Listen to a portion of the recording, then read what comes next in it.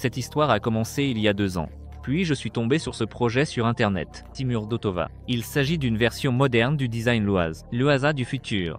Pour le moment, le projet est presque terminé et nous publions les épisodes au fur et à mesure que nous les montons. Dans les épisodes précédents, nous avons acheté un donneur, commencé à le remettre en état, compris qu'il nous manquait des pièces, puis acheté un autre donneur, entièrement refait toute la suspension, le différentiel et les freins, et réalisé un essieu arrière directionnel. C'est une chose très amusante, regardez par vous-même.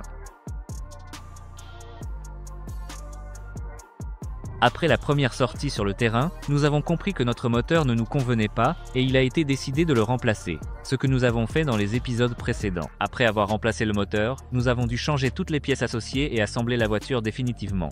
Et la tâche d'aujourd'hui est la suivante. Nous devons démonter toute la voiture jusqu'au châssis nu, souder toute la carrosserie, car à l'origine la plupart des éléments étaient fixés par point de soudure, puis l'apprêter et la peindre de tous les côtés, et bien sûr tout remonter, en résolvant en même temps tous les nouveaux problèmes qui ne manqueront pas d'apparaître.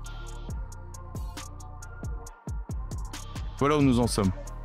L'UAZ démonté, la table complètement encombrée, les coins, les chariots, il y a même des pièces là, tout l'équipement est dans le coin et la voiture est presque vide, il ne reste vraiment que des bricoles. Je vais maintenant m'occuper de cette partie et la choisir.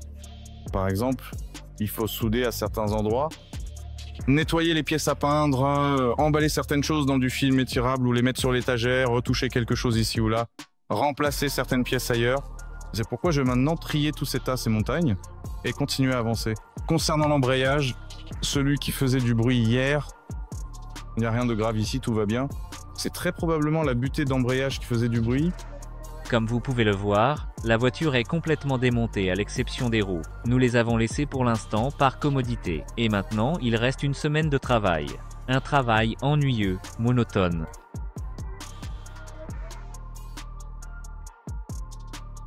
Bonjour à tous, je suis Alex, le créateur et l'inspirateur de l'atelier Axis Garage. Je suis très heureux de vous présenter le premier produit en série de notre atelier. Il s'agit d'un kit en bois naturel qui se transforme en un panneau mural en relief.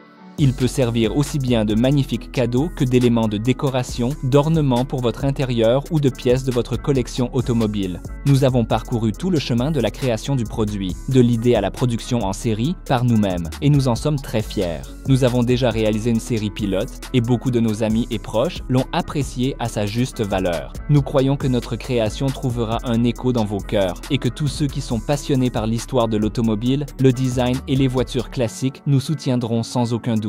Nous en sommes très reconnaissants et nous vous aimons. Comme vous avez pu le remarquer, il n'y a pas d'intégration publicitaire ni de sponsor dans nos vidéos.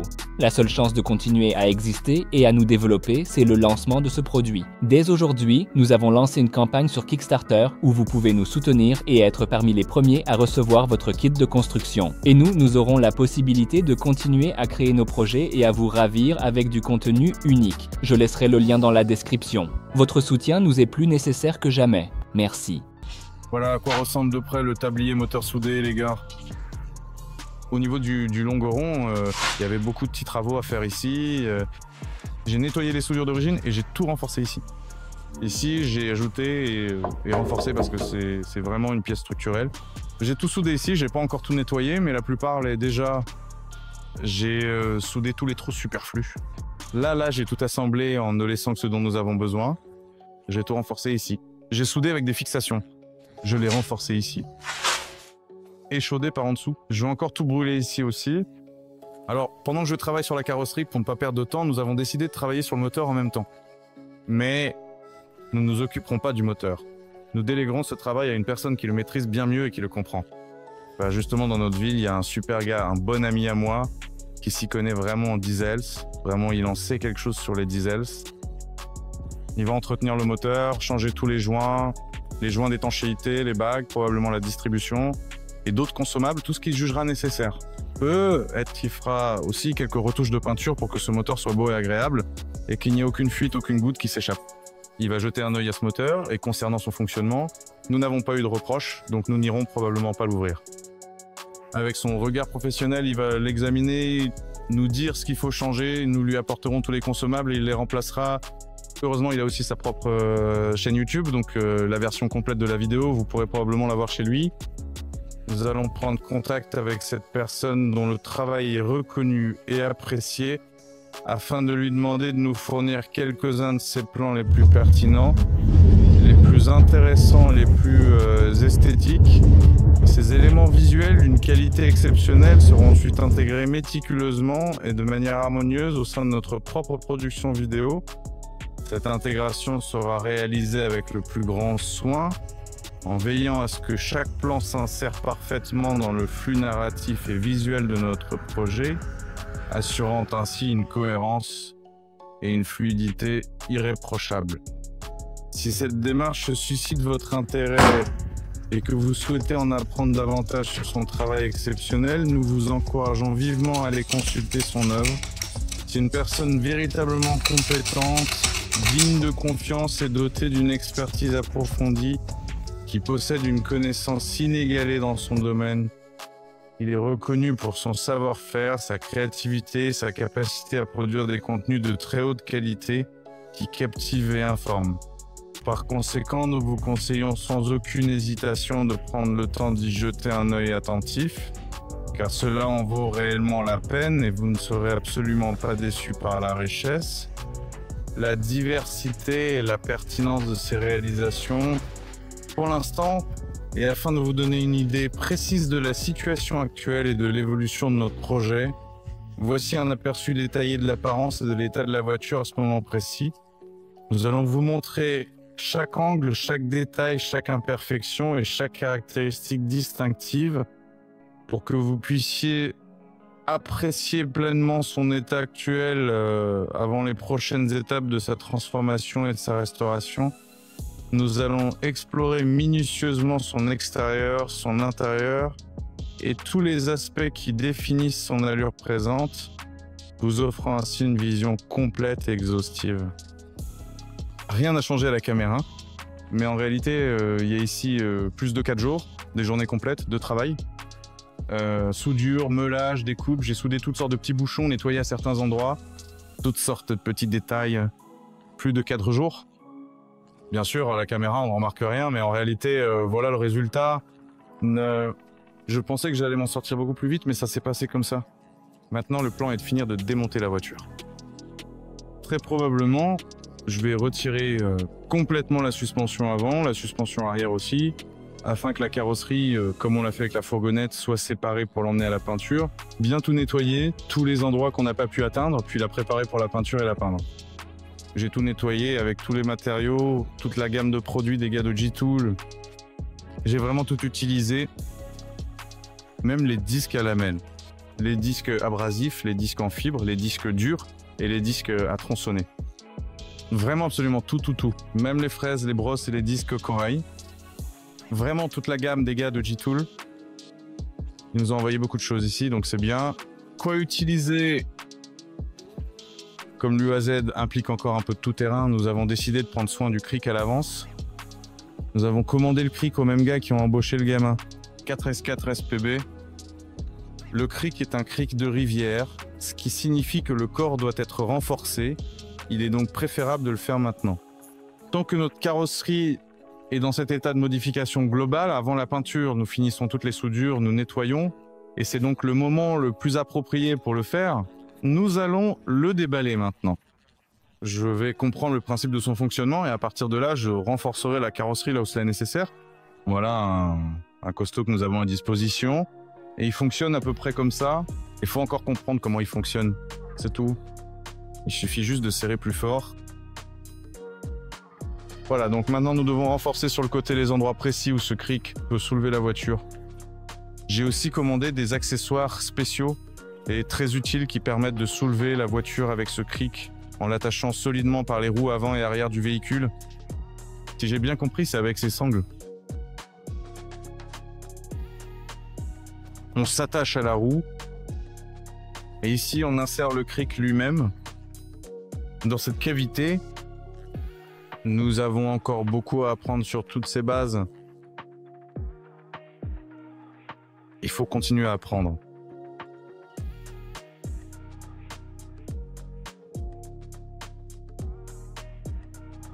Si je retire ça maintenant, il va tomber. Je ne vais pas tirer. Maintenant, comment l'enlever de ce cric?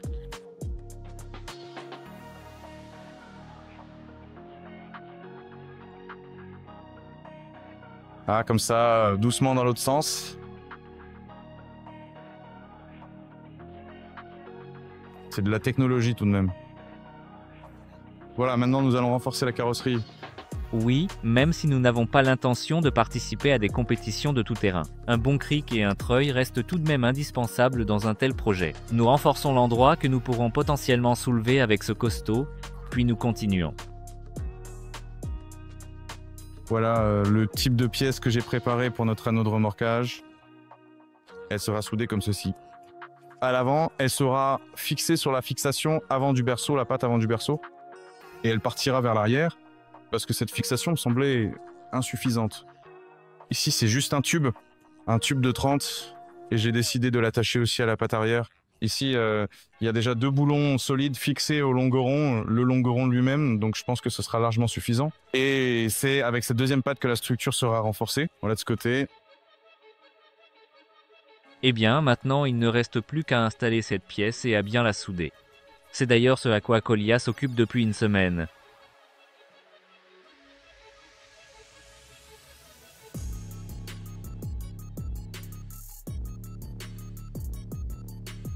Aspect final de l'anneau. C'est soudé ici, tout est soudé ici, j'ai relié et soudé à cet endroit. Voici cette patte de renfort, pour que lorsque nous tirerons avec le treuil de ce côté, cela ne se plie pas. Je vais maintenant finir proprement ici et quand je le démonterai, je souderai une petite douille à cet endroit. Il est maintenant temps de régler la question des amortisseurs arrière. J'ai choisi un amortisseur un peu plus long, c'est un amortisseur avant de Niva. Mais la seule chose qui ne nous convient pas, c'est la douille, celle-ci, cette douille-là. Ici, il y a un cylinder bloc pour du 10 mm, alors que chez nous, il me semble que c'est du 14 ou du 16. Donc soit je laisse le cylinder bloc, soit j'installe ceux qu'on avait temporairement, parce que j'en ai pas acheté de neuf, j'y ai pas vraiment pensé. En hauteur, que ce soit pour la détente ou la compression, tout est suffisant. La course de l'amortisseur se termine plus tard que le bras de suspension atteint la butée. Et vers le haut, tout va bien aussi. Donc maintenant, je vais tout mesurer à nouveau et commencer à souder. Voilà ici la plateforme de fixation pour celui-ci. Comme je l'ai dit, de nombreuses nouvelles tâches et améliorations surgissent en cours de route, qui avaient été remises à plus tard à l'époque. Et ce demain est arrivé.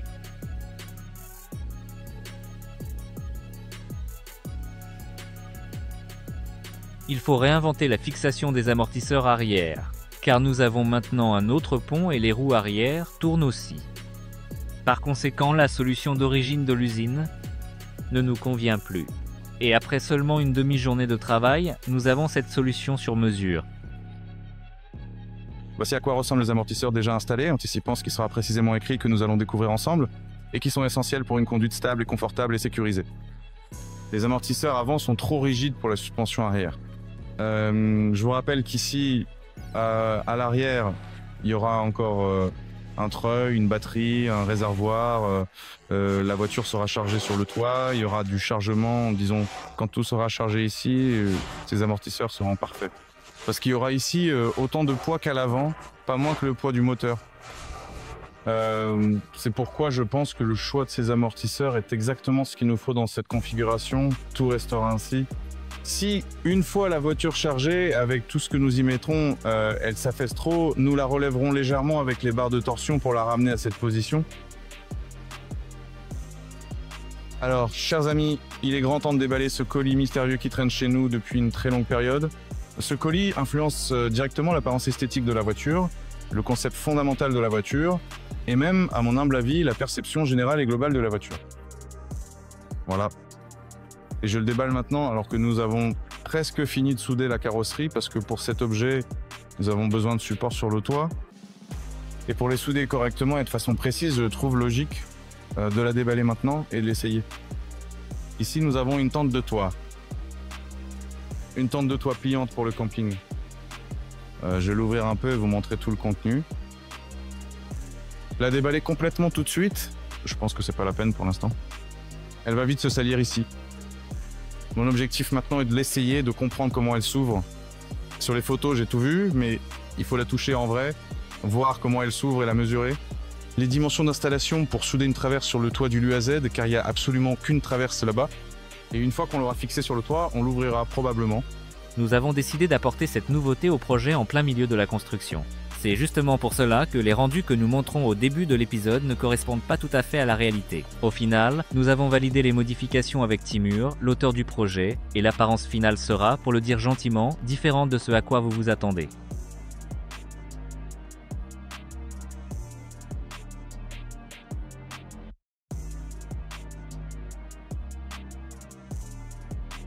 Voilà à quoi ressemble notre tente une fois installée sur la voiture.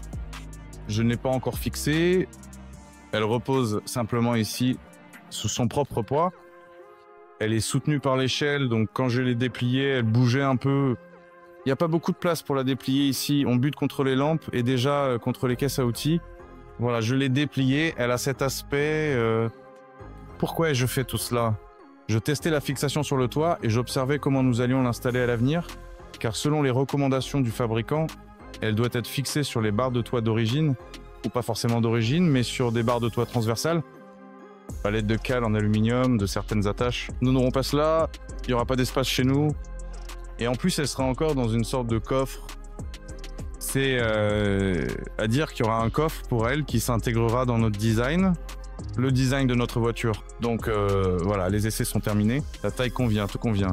Je pense qu'on peut la replier et la retirer. Je vais souder ces plaques, ces traverses, et plus tard, lorsque nous ferons le toit, nous imaginerons une fixation pour elle. Ainsi, l'installation de la tente est le dernier élément, après quoi l'ossature peut être considérée comme terminée. Nous avons soudé les entretoises nécessaires, et maintenant nous pouvons passer à l'étape suivante. Mais avant cela, nous vérifions une dernière fois tous les éléments, le capot, les portes et le coffre, et nous mettons une coche verte.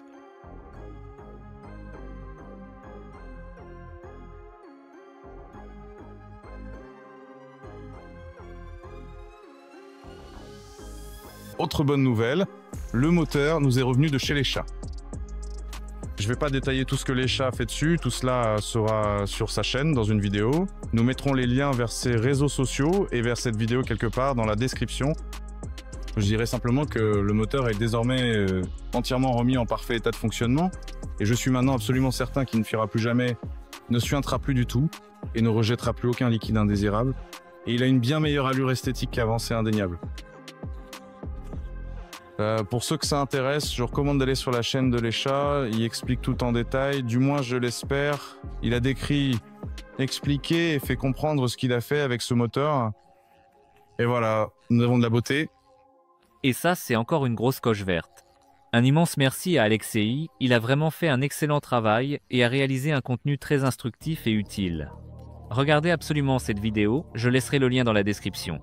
Et d'ailleurs, à tous ceux qui aiment ce genre de contenu, abonnez-vous absolument à sa chaîne. L'une des toutes dernières choses à faire avant la peinture finale, c'est l'installation minutieuse des serrures sur les portes, le coffre, le capot et également des joints d'étanchéité. Tout autour de ces éléments importants, le fait que notre carrosserie soit comme en 2D, fine toute droite, cela complique l'installation de toutes les serrures. Et de tous les joints, de toutes les serrures, je vais vous expliquer de quoi il s'agit.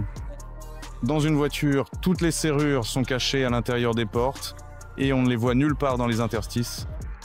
Pour faire la même chose, il nous faudra découper dans les tubes et aussi trouver d'autres solutions techniques. Ici, j'ai réalisé une maquette.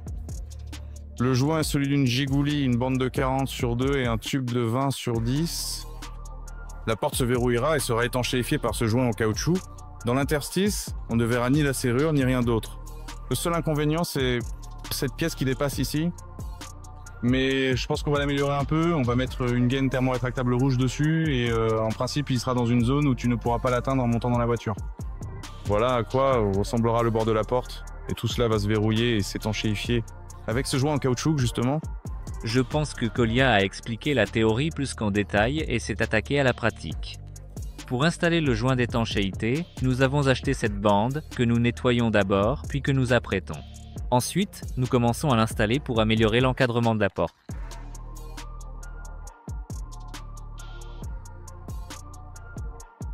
J'ai préparé l'encadrement pour le joint. Voilà à quoi ça ressemble. Voici notre tube et la bande. Elle est apprêtée de ce côté. En fait, elle est déjà apprêtée des deux côtés. Je me suis trompé. Voilà, la bande fait tout le tour du contour. Je l'ai fixée provisoirement avec des rivets électriques. Et ensuite, très probablement, j'ai aussi fixé par l'extérieur. Maintenant, je vais essayer le joint pour voir comment tout cela fonctionne. Ça se ferme, ça s'ouvre. J'ai déjà terminé avec cette porte. J'ai posé ces plaques sur les rivets. Et j'ai installé le joint, c'est posé. Voilà. Et j'ai même déjà installé la serrure grossièrement. Tout se ferme, tout s'ouvre. Voilà précisément à quoi cela ressemble. En fait, rien n'a véritablement changé, mais cela m'a pris une journée complète et intensive de travail acharné. Et maintenant, on effectue un travail similaire avec le haillon arrière du coffre.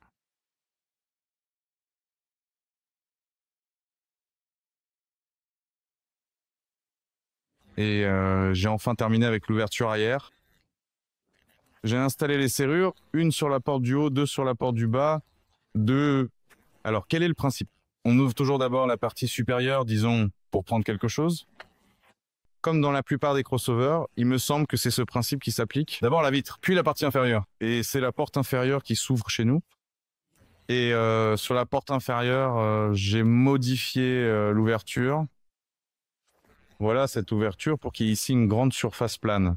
Car notre concept pour l'arrière a un peu changé. Voilà pourquoi c'est comme cela.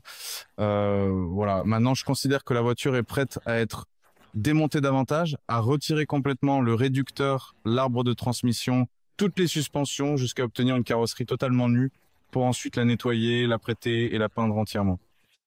J'ai assemblé l'ouverture pour le joint en caoutchouc.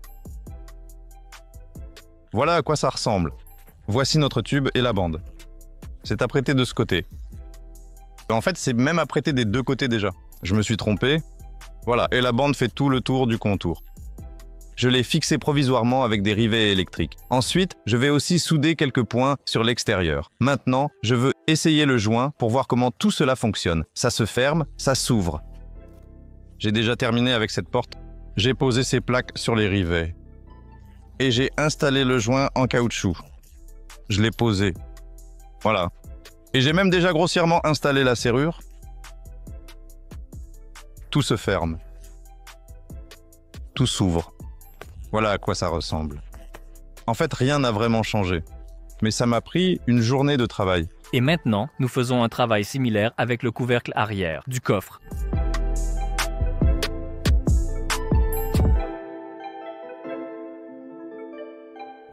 Et j'ai déjà complètement terminé avec l'ouverture arrière. J'ai installé les serrures, une sur la porte du haut, deux sur la porte du bas. Alors quel est l'algorithme? Il faut toujours d'abord ouvrir la partie supérieure, disons pour prendre quelque chose. Comme dans la plupart des crossovers, il me semble que c'est ce principe-là. On ouvre d'abord la vitre, puis la partie inférieure. Et c'est la porte du bas qui s'ouvre chez nous. Et sur la porte du bas, j'ai modifié l'ouverture. Voilà cette ouverture. Pour qu'il y ait ici une grande surface plane, parce que notre concept de l'arrière a un peu changé. Voilà pourquoi c'est comme ça. Voilà, maintenant je considère que la voiture est parfaitement prête à être démontée davantage, à retirer complètement le réducteur, l'arbre de transmission, toutes les suspensions jusqu'à ce qu'il ne reste plus que la carrosserie nue pour nettoyer, apprêter et peindre minutieusement.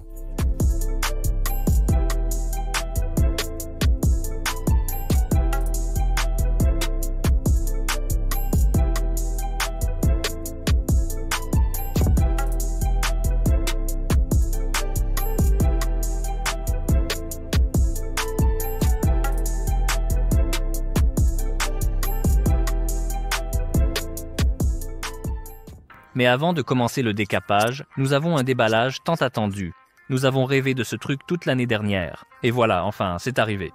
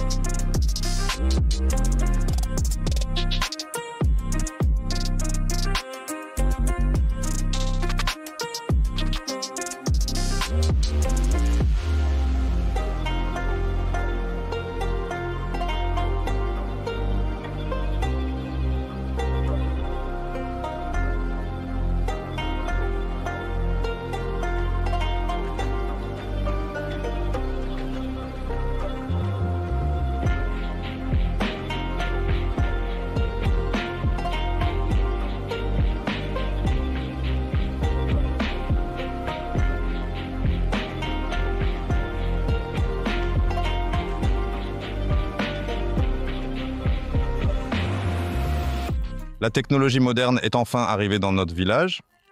Sérieusement, nous avons maintenant dans notre atelier un nouvel assistant, la soudure laser. Plus précisément, il s'agit d'un appareil 5 en 1. Soudure, nettoyage, décapage des soudures, soudure de batterie et découpe. Ce qui m'intéresse en priorité ici, ce sont 3 modes. C'est la soudure laser, bien sûr, la découpe, car cela peut vraiment me simplifier la vie et réduire la quantité de travail à la meuleuse. Un travail bruyant, poussiéreux et sale à la meuleuse. Et le nettoyage. C'est aussi intéressant de pouvoir décaper la peinture, nettoyer la rouille. Qu'est-ce que ça va donner? Je n'ai jamais utilisé un tel appareil. Nous allons étudier, observer, essayer, expérimenter sur différentes choses, sur des choses intéressantes. Tout ce qui nous intéresse, nous allons tout essayer. Et tout de suite, sans attendre, Colia teste notre nouveau jouet. Dans un avenir proche, dès que nous aurons bien travaillé avec cet appareil et pris la main, nous ferons un test complet. Alors n'hésitez pas à écrire dans les commentaires sur quoi vous voulez qu'on s'attarde et que l'on explique en détail.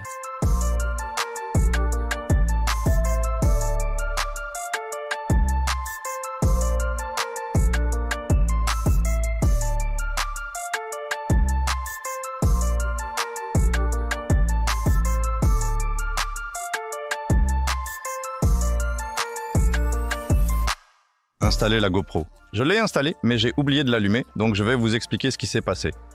Pendant que la carrosserie était dans cette position, nous avons tout nettoyé, dégraissé et j'ai tout apprêté à l'époxy. J'ai appliqué l'apprêt de façon généreuse en couche épaisse, donc maintenant on va attendre que tout sèche, on retournera la carrosserie et je passerai l'apprêt sur toute la partie supérieure.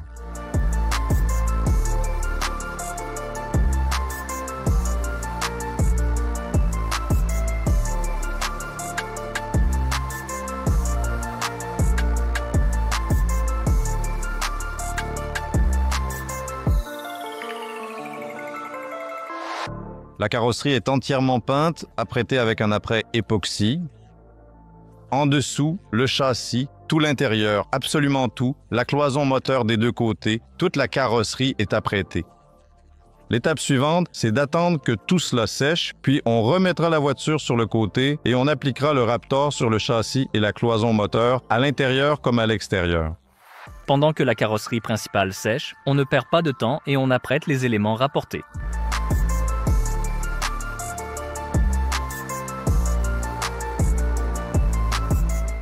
À la place du Raptor, nous avons choisi cette alternative, un mastic et un produit de protection de carrosserie. Nous pulvérisons, donc maintenant je prépare tout, je retourne la voiture et nous allons peindre et traiter tout le dessous de la carrosserie.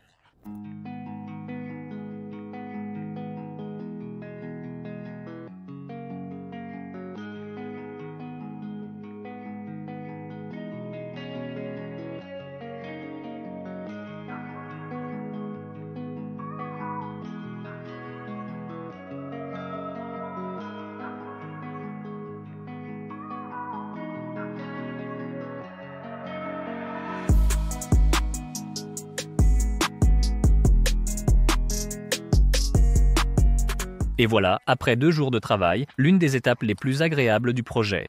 Nous sortons la carrosserie apprêtée et peinte, l'élément principal du puzzle qui ravit l'œil. Mais pour que le puzzle forme une image complète, il faudra encore plusieurs jours. Il faudra encore consacrer du temps au traitement et à la peinture de tous les autres éléments.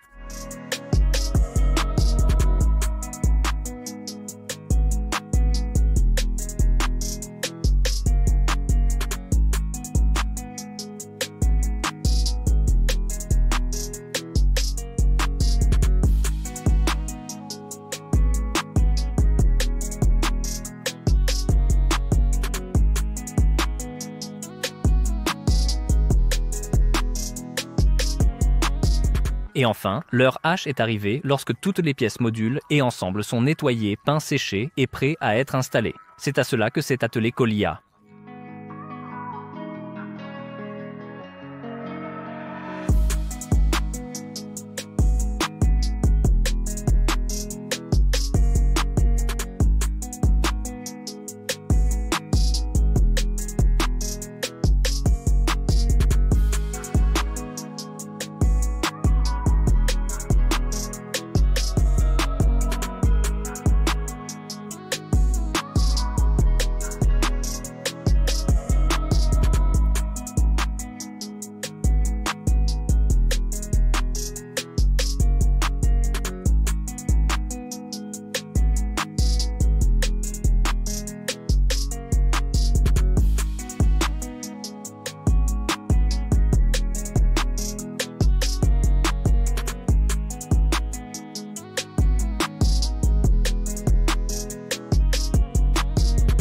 J'ai terminé l'assemblage de la partie arrière de la voiture. Il est temps de passer à l'avant. Nous avons l'installation du moteur, de la boîte de vitesse. J'ai tout préparé, rassemblé l'ensemble du kit. J'ai acheté des boulons trempés renforcés, solides pour l'embrayage. J'ai sélectionné tous les boulons avec les bons pas, les bons filetages. J'ai vérifié tous les filetages. Et surtout, ce qui va être le plus intéressant à l'avant, c'est notre nouvelle boîte de vitesse. Je pense que beaucoup se souviennent de notre problème. Que nous n'arrivions pas à acheter soit une bonne boîte d'occasion, soit trouver quelqu'un pour nous l'assembler. Voilà la solution à notre problème. Tout simplement sur un site d'annonce, nous avons trouvé une personne qui s'occupe de l'assemblage et de l'amélioration des boîtes de vitesse de l'UAZ. C'est pourquoi sur cette nouvelle boîte, un blocage avant a été ajouté. J'ai déjà un peu assemblé cette boîte, je l'ai modifiée selon nos besoins. Ici, j'ai élargi l'ouverture et ajusté l'emplacement pour le montage du démarreur pour l'adapter à l'installation du démarreur. J'ai déjà installé le petit cylindre et monté la butée d'embrayage avec la douille sur laquelle elle va glisser afin qu'elle ne bouge pas dans tous les sens. Maintenant, elle ne bouge plus, elle tient parfaitement, tout est bien centré. Mais ce qui m'inquiète, c'est que la course de la butée d'embrayage est maintenant très courte. Je ne sais pas si cette course sera suffisante pour nous, nous le saurons lorsque nous assemblerons le moteur avec la boîte de vitesse. Oui, ici nous ne sommes vraiment pas sûrs à 100% de cette boîte et de l'agencement, car tout cela est en partie une expérience. La seule chose dont nous sommes sûrs à 100%, c'est que le moteur est parfaitement assemblé et entretenu. Nous n'aurons pas à y revenir avant très longtemps. Encore une fois, un grand merci à Alexei pour cela.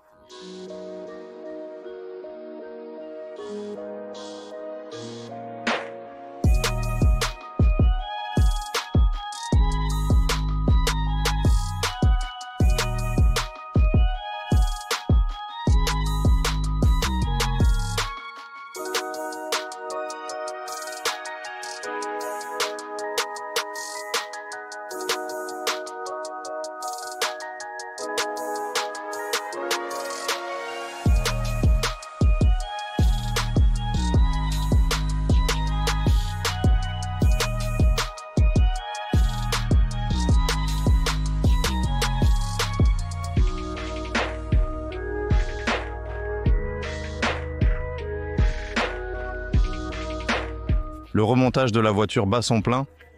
Nous avons installé le moteur et la boîte, non sans subtilité. Nous avons décidé d'installer le moteur assemblé avec la boîte. Cela s'est avéré peu pratique. Mais au moins, nous le saurons pour la prochaine fois. Et les subtilités résidant que nous avons éraflé la peinture à certains endroits. C'est réparable. Après avoir installé le moteur et la boîte de vitesse, j'ai trouvé ceci sur l'établi. Cette pièce cruciale relie la boîte de vitesse à notre arbre de transmission. C'est-à-dire que grâce à elle, le couple est transmis de la boîte de vitesse à l'arbre de transmission vers l'arrière. Donc maintenant, il faut retirer la boîte de vitesse. Deuxièmement, avant de continuer à raccorder le moteur, j'ai quand même décidé de vérifier le système dont je doute le plus. Cette fois, j'ai des doutes sur l'embrayage, car nous avons changé beaucoup de choses là-bas. Et je n'étais pas vraiment sûr qu'il fonctionnerait correctement. C'est pourquoi j'ai assemblé l'embrayage pour tester et elle ne fonctionne pas du tout, la pédale. Elle est très dure, il est très difficile d'appuyer dessus et on dirait qu'elle bute contre quelque chose. Donc maintenant, il va falloir à nouveau retirer le moteur et la boîte de vitesse pour comprendre ce qui ne va pas avec l'embrayage et installer les pièces oubliées sur la table.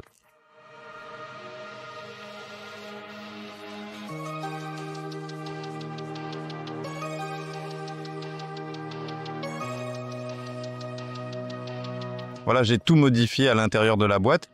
J'ai ajusté ses oreilles pour augmenter la course. Le débattement est plus que suffisant. J'ai aussi remis le cylindre d'embrayage d'origine. On va essayer avec celui-là. Peut-être qu'avec lui, ce sera plus facile et que ça fonctionnera de façon plus adéquate. Et temporairement, pendant que je l'ai révisé, celui qu'on avait pour essai. Si tout fonctionne avec, alors on en commandera un. Un neuf, on va chercher. Il faudrait sans doute expliquer un peu. Le remontage de la voiture avance, tout est assemblé et installé. Ce n'est pas sans problème, mais tout se monte. Le moteur, la direction, la boîte de vitesse, l'arbre de transmission, tout est assemblé. On a réglé le problème de l'embrayage. L'embrayage fonctionne maintenant correctement. J'ai installé le cylindre récepteur d'embrayage d'origine. Et tout s'est mis à fonctionner. La pédale est devenue agréablement souple. Parce qu'avant, elle était vraiment dure.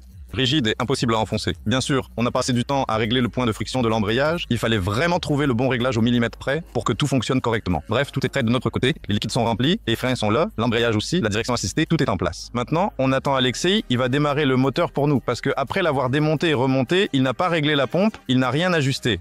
Je n'y ai pas touché, je ne m'y connais pas. Un spécialiste va venir, démarrer la voiture pour nous et tout régler.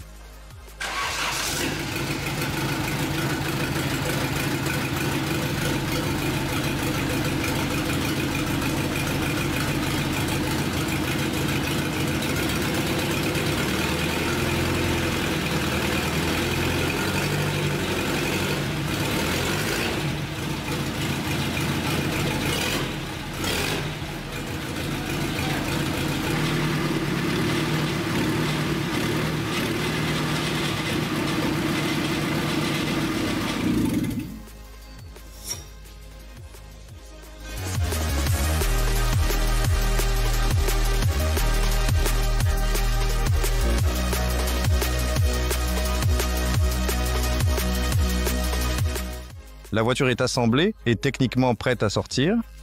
On pense maintenant sortir dehors, rouler un peu dans les environs et observer le fonctionnement de tous les mécanismes. J'ai mis de l'huile dans la boîte de vitesse, dans le réducteur, dans l'arbre de transmission. Le moteur était déjà rempli d'huile. Tous les liquides sont versés. Tout est rempli. L'assistance hydraulique, les freins, l'embrayage sont réglés. Donc, il semble qu'il n'y ait rien qui empêche de sortir et de faire un tour pour voir comment la voiture se comporte.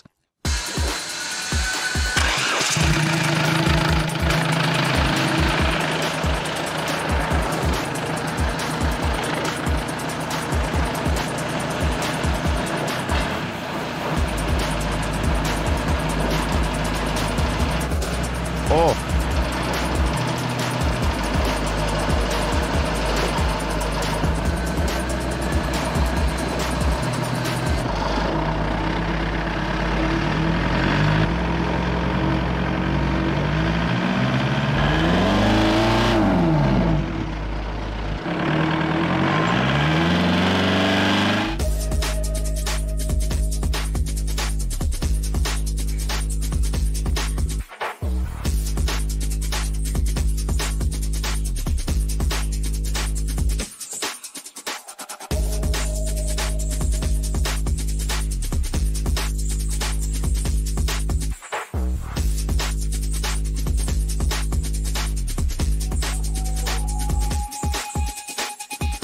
On a roulé ici sur le terrain autour.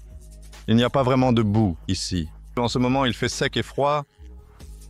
On a roulé, on a testé la voiture. Il n'y a pas grand-chose à filmer. Je faisais juste des allers-retours, je faisais des cercles. Rien de vraiment intéressant.